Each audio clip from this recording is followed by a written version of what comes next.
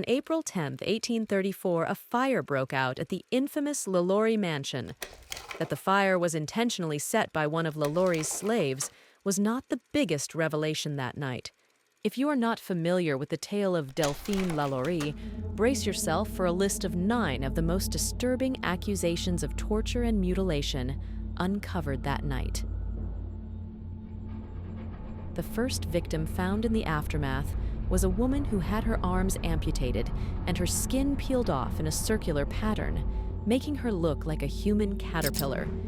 It's hard to know whether LaLaurie escalated her gross treatment during the time she held slaves, but the second of the sickest forms LaLaurie committed was allegedly chaining women up, cutting their stomachs open, and then wrapping their intestines around their waists. Stories say she would then let their bodies hang and rot. A third group was found in one of the most brutal forms of torment that indicate she didn't act alone. Rescuers found one woman with animal waste confined in her mouth as someone had sewn her lips shut. Aside from being one of the most gruesome torments imaginable, it's also something that would be hard to do on one's own. Many of LaLaurie's slaves were horrifically mangled, with bones that had been many times broken and reset.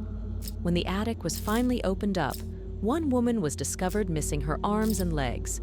Another woman had had her bones twisted and broken in order to fit her inside a tiny metal cage meant for dogs. Another woman who had had her limbs broken and reset in a way that made her look like a crab.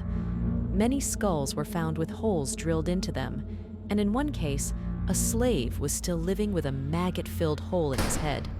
Even more horrifying, it was said one man was found with a hole drilled into his head and a stick protruding out that had been used to stir his brains. When word got out, an angry mob congregated outside of the LaLaurie residence and over the course of the night and the next morning, systematically destroyed most of it. Sadly, Madame LaLaurie and her husband managed to escape by coach before anyone could bring them to justice. No one really knows what happened to them after that.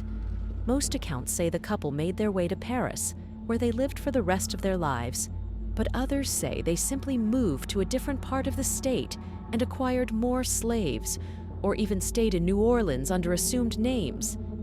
This video was brought to you by popular vote on our polls.